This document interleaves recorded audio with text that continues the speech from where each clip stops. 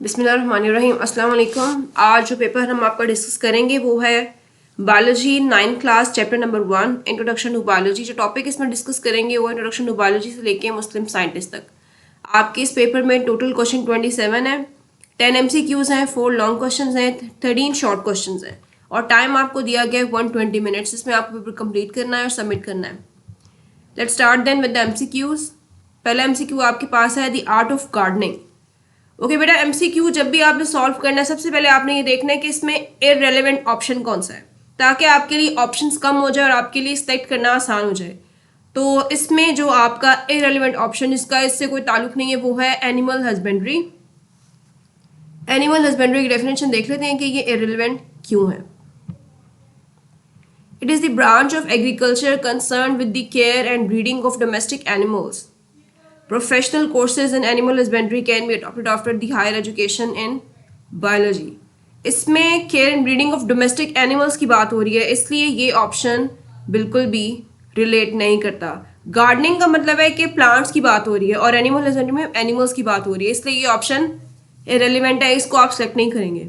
अब बाकी ऑप्शंस को देखते हैं। एग्रीकल्चर, एग्रीकल्चर कैसे रिलेट करता है, लेकिन करेक्ट ऑप्शन नहीं है।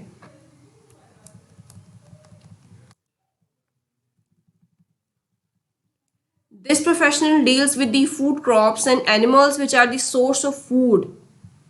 तो ये ऑप्शन भी आपका रिलेट नहीं करता क्योंकि इसमें गार्डनिंग की बात नहीं हो रही। नेक्स्ट आपका ऑप्शन है फॉरेस्ट्री।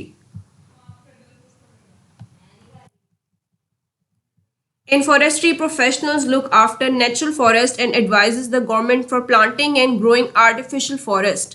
तो ये एक बहुत बड़े लेवल पे आपका चला जाता है फॉरेस्ट्री में, लेकिन हमने किसकी बात करनी है, हमने बात करनी गार्डनिंग की। तो गार्डनिंग क्या है, हॉर्टिकल्चर इसका राइट ऑप्शन है। It deals with the art of gardening. Horticulturist work for the betterment of existing varieties and for production of new varieties of ornamental plants and fruit plants. Exact definition आपकी book में दी हुई है horticulture की। The art of gardening उसका पहला sentence है, तो इसका राइट ऑप्शन हो गया horticulture. Let's move to the next MCQ। Professional dealing with the production of useful products through microorganisms. जी, इसमें आपके पास सबसे पहले इररिलेवेंट ऑप्शन क्या होगा, नन ऑफ दीज, यानी कि ये आपका बाहर निकल गया। अब बाकी आपके पास ऑप्शन है बायोटेक्नोलॉजी, बायोकेमिस्ट्री और माइक्रोबायोलॉजी। आप शायद बायोटेक्नोलॉजी और माइक्रोबायोलॉजी में कंफ्यूज हो जाएंगे माइक्रो ऑर्गेनिजम्स को देख के, लेकिन अगर आपको याद हो माइक्रोबायोलॉजी की डेफिनेशन क्या है। इस MCQ का राइट ऑप्शन आपके पास है बायोटेक्नोलॉजी। तो माइक्रोबायोलॉजी अगर आप इसमें कंफ्यूज हो तो इसकी डेफिनेशन बच्चे ये आपके पास बुक में मेंशन है। The division of biology deals with the study of micro organism. इसमें आप सिर्फ स्टडी कर रहे हैं कि आपके पास कौन कौन से माइक्रो ऑर्गेनिजम्स हैं। इसमें आप ये स्टडी नहीं करते कि उनको बेनिफिट के लिए हम कैसे यूज कर सकते हैं। तो वो आपका जो राइट ऑप्शन था बायोटेक्नोलॉजी, ये उसकी डेफिनेशन है। It deals with the practical application of living organisms to make substances for the welfare of mankind। ठीक है, ये आपका राइट ऑप्शन है। नेक्स्ट आपके पास था बायोकेमिस्ट्री। इसकी डेफिनेशन भी देख लेते हैं कि ये रिलेटेड है, लेकिन करेक्ट ऑप्शन क्यों नहीं है।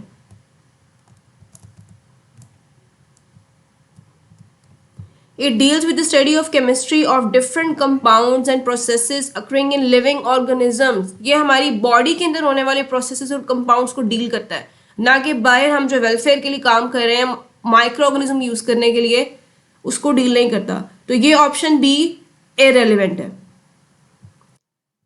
नेक्स्ट आपके पास है the founder of medicine is Abu Ali सीना, अल-बैरूनी, अब्दुल मालिक, नन ऑफ दीज। इसमें भी आपके पास सबसे पहला इररिलेवेंट ऑप्शन जो है वो नन ऑफ दीज है, जिसको आप आउट कर देंगे। बाकी फाउंडर ऑफ मेडिसिन इन तीनों में से कोई एक ही हो सकता है, क्योंकि ज़रूरी नहीं है कि हर साइंटिस्ट ने जो काम किया हो दूसरे ने भी काम किया हो। हर जो साइंटिस्ट होता है उसका जो फेम या उसका जो नाम है वो अपने एक मखसूस काम की वजह से है। तो इन तीनों में से एक ही साइंटिस्ट है जो कि फाउंडर ऑफ मेडिसिन होगा, और वो आपने देखना है कि बिल्कुल एग्जैक्ट राइट ऑप्शन कौन सा है। इसमें आपका राइट ऑप्शन है अबू अली सीना। अबू अली सीना आपके पास राइट ऑप्शन क्यों है, because he is the founder of medicine. अगर आप अपनी बुक ओपन करें तो आपको मिलेगा he is honoured as the founder of medicine and called as Avicenna in the West. तो बाकी दो ऑप्शंस जो हैं वो आपके वैसे ही अनकरेक्ट हो जाते हैं या इनकरेक्ट हो जाते हैं। बुअलीसीना आपके पास राइट ऑप्शन है, लेकिन हम वैसे देख लेते हैं कि अल-बेरूनी ने या अब्दुल मालिक ने ऐसा कौन सा काम किया था जिसकी वजह से आप उन्हें अपनी बायोलॉजी की बुक में पढ़ते हैं। Abdul Malik, he is considered the first Muslim scientist who studied animals in detail. Al-Biruni आपकी बुक में मेंशन नहीं, सो कोई बात नहीं। Let's move to the next MCQs and that is the name of writer of Al-Qanun fi Al-Tibb is. अब इसमें आपको पूछा गया कि बुक किसने लिखी है, तो बुक एक ही साइंटिस्ट ने लिखी है जो आपको एग्जैक्ट पता होना चाहिए कि किसने लिखी है। बाकी साइंटिस्ट जो हैं उन सबके नेम्स इरेलीवेंट है। तो किसने लिखी है ये बुक? ये बुक बुअलीसीना ने लिखी है। इस एमसीक्यू का सिर्फ एक ही राइट ऑप्शन है, बाकी सब अनरिलेटेड है। तो ये आपको खुद याद रखना पड़ेगा कि किस साइंटिस्ट ने कौन सा काम किया था। नेक्स्ट आपके पास है the name of writer of अल कुरान फिल अल-तिब इज, सॉरी ये हमने कर लिया। Date of birth of Jabir bin Hayyan. अब इसमें आपको ईयर याद रखना है बच्चों, तो ईयर एग्जैक्ट आपने याद रखना है, अनरिलेटेड ईयर नहीं हो सकता, यहाँ पे ईयर रिलेटेड नहीं हो सकता।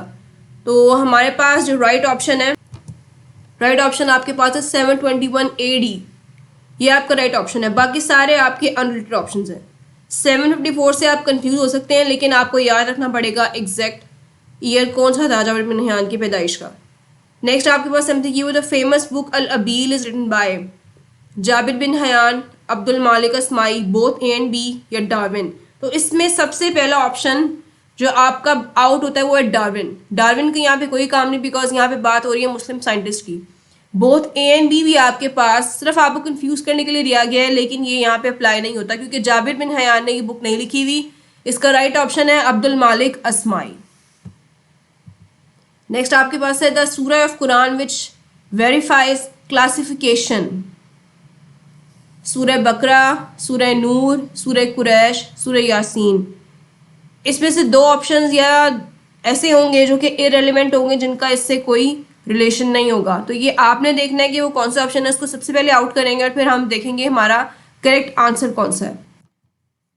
इसमें आपके पास जो राइट ऑप्शन है वो सूरह अन-नूर है। बाकी जो आपके पास नाम दिए गए हैं वो सारे इररिलेवेंट हैं।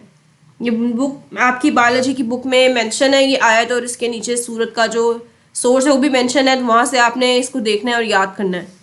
नेक्स्ट है by what name Bu Ali Sina is famous in Europe. Botanist, Avicenna, poet, none of these. Botanist, poet, none of these, ये सब के सब इरेलीवेंट हैं, ये आपको पता चल जाएगा देखते साथ ही। Avicenna is the right option. Birth place of Jabir bin Hayyan, ये भी आपके पास एक ही ऑप्शन होता है जो करेक्ट होता है, बाकी सब इरेलीवेंट होते हैं। Iran, Iraq, Nepal, Syria. तो इसमें ईरान इराक में शायद आप कंफ्यूज हों, लेकिन आपको कंफ्यूज नहीं होना, आपने एग्जैक्ट ऑप्शन जो है वो याद रखनी है। और इसका आंसर है ईरान, इसका आंसर है। और इराक में जो है वो उसने प्रैक्टिस की थी अपनी। Iran is the right option, और इराक में उसने अपनी प्रैक्टिस की थी, इसलिए आपने इसमें कंफ्यूज नहीं होना और राइट ऑप्शन को टिक करना है। नेक्स्ट एमसीक्यूज है बुक रिटन बाय बुअलीसीना। ये आपके पास आई थिंक सो ऊपर भी एमसीक्यू आया है, इसलिए ये सॉल्व करने में आपको मुश्किल नहीं होगी। तो इसका राइट ऑप्शन आपके पास कौन सा है? अल कानून फिल अल-तिब, ये आपके पास राइट ऑप्शन है। अल-नबातात जो है वो बुअलीसीना ने नहीं लिखी हुई, ये उसकी बुक नहीं है। ऑरिजिन ऑफ स्पीशीज़ जो है वो एक किसी वेस्टर्न साइंटिस्ट की बुक है। ऑरिजिन ऑफ स्पीशीज़ आपके पास एक वेस्टर्न साइंटिस्ट की बुक है, जैसे यहाँ पे वो ऑप्शन इररिलेवेंट है, और नन ऑफ दीज वैसे ही आपका रिलेवेंट ऑप्शन है।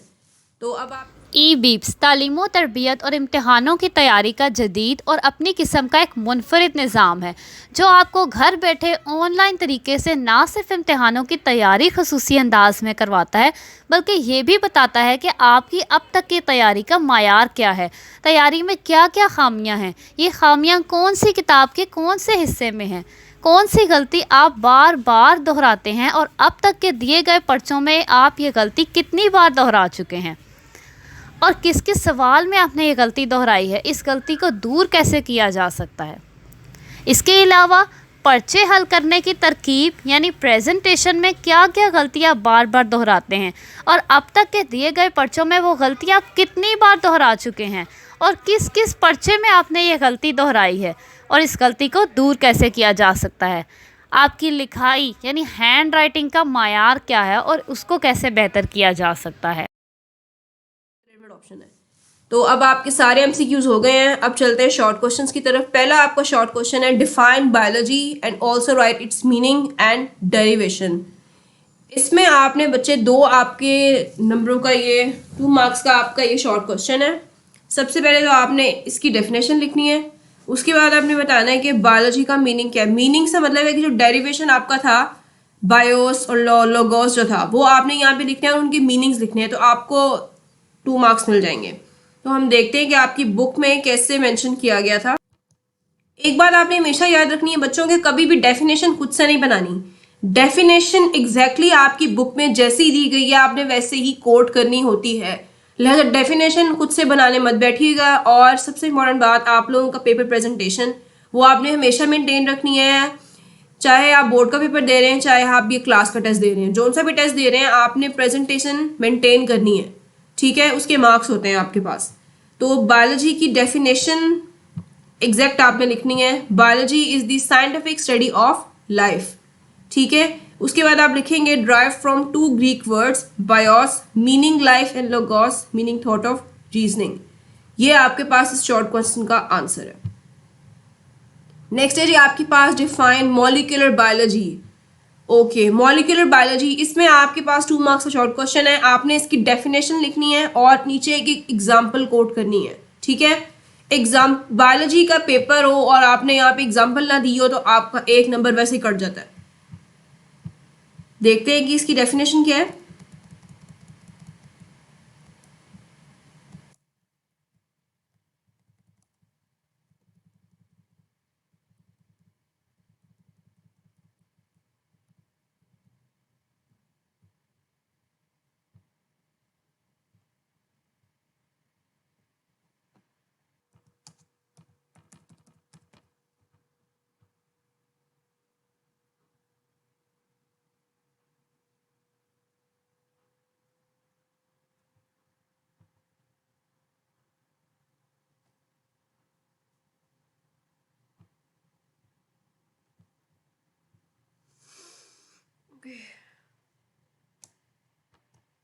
सॉरी बच्चों, इसकी डेफिनेशन शायद आपकी बुक में मेंशन नहीं है, लेकिन कोई बात नहीं, मैं आपको उसकी डेफिनेशन समझा देती हूँ। अव्वल तो ऐसा क्वेश्चन आपके पेपर में आएगा नहीं जो आपकी बुक में ना हो, लेकिन फिर भी अब ये आपको टेस्ट में दिया गया है तो आपको इसकी डेफिनेशन दिखा देते हैं क्या। Molecular biology is the field of biology that studies the composition, structure and interaction of cellular molecules such as nucleic acids and proteins, okay, that carry out the biological processes essential for cell function and maintenance. तो इसकी example आपको पहले दे दी गई है, nucleic acid और proteins जो हमारे body में मैक्रो मॉलिक्यूल्स हैं, जैसे आपके लिपिड्स हो गए, कार्बोहाइड्रेट्स हो गए, उनकी वर्किंग को उनको डिस्कस करता है कि वो बॉडी में कैसे वर्क करें, कैसे बन रहे हैं और कैसे यूटिलाइज हो रहे हैं। ये सब कुछ आपके पास मॉलिक्यूलर बायोलॉजी में आ जाता है। नेक्स्ट क्वेश्चन में मूव ऑन करते हैं। डिफाइन मॉर्फोलॉजी, ओके, इसकी भी आपने बच्चों सबसे पहले डेफिनेशन लिखनी है और उसके बाद एग्जाम्पल कोड करनी है। This branch deals with the study of form and structure of living organism. Basically morphology में आप एक्सटर्नल स्ट्रक्चर की बात कर रहे हैं, जो आपको एक्सटर्नली किसी भी ऑर्गेनिज्म में दिखता है, तो आप इसकी बात कर रहे हैं।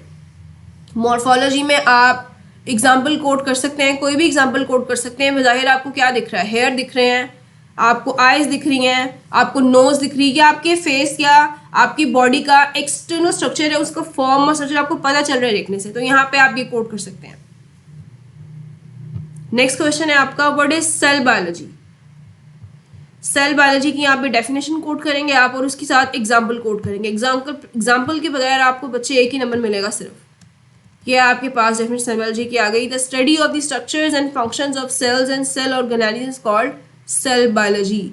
This branch also deals with the study of cell, यानी कि सेल के बारे में आपकी जितनी स्टडी है वो सब की सब सेल बायोलॉजी की इस ब्रांच के अंदर आती है। ओके, तो इसकी एग्जाम्पल आप कुछ भी दे सकते हैं, जैसे कि आप सेल ऑर्गेनेलिज्म यहाँ पे एग्जाम्पल के तौर पे लिख सकते हैं। न्यूक्लियस लिख सकते हैं, माइटोकॉन्ड्रिया लिख सकते हैं, कुछ भी लिख सकते हैं। सेल डिवीजन के बारे में आप लिख सकते हैं कि आपके पास एग्जाम्पल में आप लिख सकते हैं 2 काइंड ऑफ सेल डिवीजन हमारे पास बॉडी में होती है, माइटोसिस एंड मियोसिस। तो यहाँ पे आपके पास एग्जाम्पल्स बहुत सारी हैं। नेक्स्ट आपके पास है डिफाइन एम्ब्रियोलॉजी। इसकी डेफिनेशन देख लेते हैं। It is the study of development of an embryo to new individual. ठीक है, यहाँ पे आप इसकी डेफिनेशन लिखेंगे।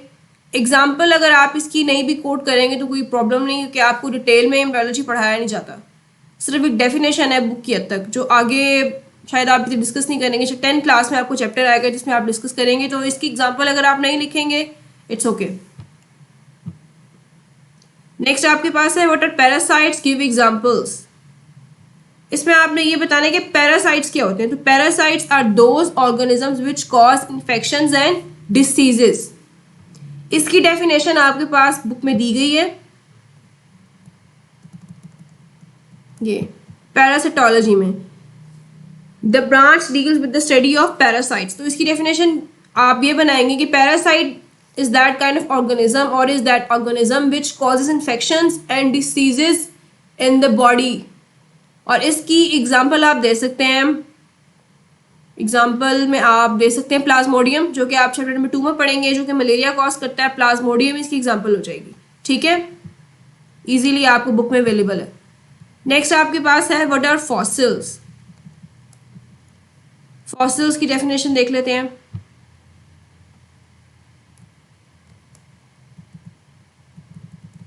ये आपके पास है पैलेंटोलॉजी में। It is the study of fossils which are the remains of extinct organisms. तो यहाँ से आप इसको लेंगे, fossils are the remains of extinct organisms. तो सबसे मशहूर फॉसिल जो अब तक आपने सुना है और आप देखते भी हैं टीवी पर, डायनासोर। तो इसकी एग्जाम्पल में आप दे सकते हैं फॉसिल्स ऑफ डायनासोर्स। ठीक है, नेक्स्ट आपके पास है डिफाइन बायोकेमिस्ट्री। इसकी डेफिनेशन आप लिखेंगे, it deals with the study of chemistry of different compounds and processes occurring in living organism. आगे इसने आपको एग्जाम्पल भी दे दी है। एग्जाम्पल में आपको इतना लंबा लिखने की जरूरत नहीं है, आप जस्ट लिखेंगे फोटोसिंथेसिस एंड रेस्पिरेशन। ठीक है, उससे पता चल जाएगा एग्जामिनर को, चेक करने वाले को, कि आपको पता है कि बायोकेमिस्ट्री की एग्जाम्पल क्या है, कौन सा प्रोसेस है जो कि अकर हो रहा है नॉर्मली। नेक्स्ट आपके पास है what do you know about horticulture. इसका यही मतलब है कि आपने यहाँ पे उसकी डेफिनेशन लिखनी है। ठीक है,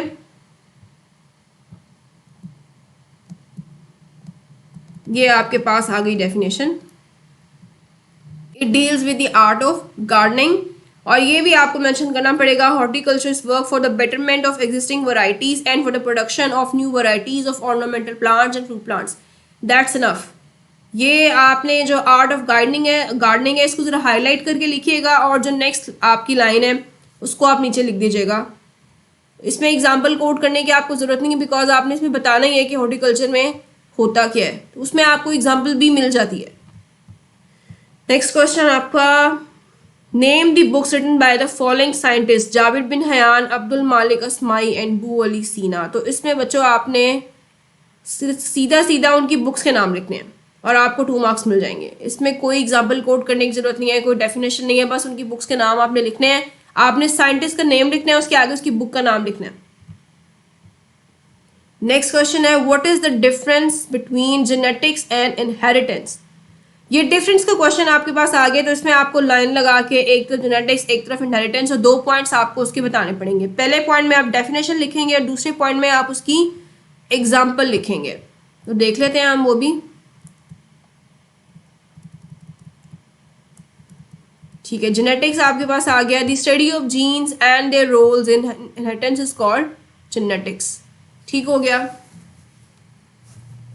यहाँ पे एग्जाम्पल में आप क्या लिखेंगे, नेक्स्ट आपके पास था इनहेरिटेंस, उसकी डेफिनेशन आपके पास साथ ही दी गई है। Inheritance means the transmission of characters from one generation to the other. Inheritance में आप लोग एग्जाम्पल में लिख सकते हैं eye colour, hair colour, skin colour, ये सब कुछ आपको अपने पेरेंट्स से मिलता है। Eye colour, hair colour, skin colour, और बहुत सारी चीज़ें होती हैं, लेकिन ये कॉमन चीज़ें हैं जो कि आप ऑब्जर्व भी कर सकते हैं। और study of genes and their own inheritance, तो इसमें बच्चों आप किसी भी जीन को मेंशन कर सकते हैं, जैसे कि आप एक जीन मेंशन कर सकते हैं जो डायबिटीज़ कॉज करता है। अगर आपको उसका नाम नहीं आता तो कोई बात नहीं है, इसमें आप एग्जाम्पल कोट नहीं भी करेंगे तो इट्स ओके। दूसरे में आप एग्जाम्पल कोट कर देंगे तो आपको मार्क्स मिल जाएंगे, डजंट मैटर। नेक्स्ट है आपके पास what is the difference between zoology and botany. Okay, ये तो बहुत सिंपल क्वेश्चन है। इसमें भी आपने जोलॉजी की डेफिनेशन लिखे, स्टडी ऑफ एनिमल्स, बॉटनी की लिखे हैं, स्टडी ऑफ प्लांट्स, और फिर नीचे अपने किसी फेवरेट एनिमल या किसी प्लांट का आप नाम लिख सकते हैं एग्जाम्पल के तौर पे। नेक्स्ट आपके पास है define agriculture and discuss role of an agriculturist. तो इसमें आप पहले एग्रीकल्चर को डिफाइन करेंगे और उसका पूरा रोल जो कि आपको पैराग्राफ में बताया है उसने साथ साथ, वो आपने इसमें मेंशन करना है। ये आपके पास आ गया, ठीक है। ये पहले डेफिनेशन लिखिएगा और उसके बाद जो भी एग्रीकल्चर का काम होता है जो मेंशन किया गया आपकी बुक में वो आपने मेंशन करना है। लेकिन ये in Pakistan there are many universities, ये आपको मेंशन करने की ज़रूरत नहीं, ये रेलिवेंट है। नेक्स्ट आपके पास है जी लिस्ट ऑफ लॉन्ग क्वेश्चंस। तो पहला लॉन्ग क्वेश्चन है describe division of biology. Division of biology यानी आप कोई सी जो आपको सबसे बेस्ट 4 आती हैं वो आपने यहाँ पे बतानी है, उनकी डेफिनेशंस बतानी है और साथ एक एक एग्जांपल देनी है, ठीक हो गया। नेक्स्ट आपके पास है describe division of biology. Same question है, आपने एक दफ़ा ही करना है, 2 दफ़ा नहीं करना, रिपीट हो गया ये। Right a note on careers in biology. अच्छा, अब आपने क्वेश्चन का नंबर भी देखना है बच्चे कि आपके पास कितने मार्क्स का क्वेश्चन है। अगर आपके पास 5 मार्क्स का क्वेश्चन है तो आपने 5 ही डेफिनेशंस डिवीजन यहाँ पे लिखनी है, ठीक हो गया। ये भी आपके पास 5 मार्क्स का क्वेश्चन है, तो आपने करियर्स जो आपको बेस्ट आते हैं वो आपने 5 करने हैं, यहाँ पे उनकी डेफिनेशंस करनी है, ये बताना है कि उनमें होता क्या है, वो करियर डॉट करके आप करेंगे क्या, ठीक हो गया। एक्सप्लेन करना है उसको आपने अच्छे से, और एक एग्जाम्पल भी कोट कर सकते हैं आप। उसके अलावा नीचे आ जाएंगी दी describe the branches of biology. तो ये भी आपके पास 5 मार्क्स क्वेश्चन है। जोन सी आपको 5 बेस्ट ब्रांचेज आती हैं, यहाँ पे आपने उनकी हेडिंग देनी है, उनकी डेफिनेशन लिखनी है और उनकी एग्जाम्पल कोट करनी है। ओके, तो ये पेपर आपका कंप्लीट हो गया। कोई क्वेश्चंस हो, कोई डिफिकल्टीज हो तो आप बाद में पूछ सकते हैं।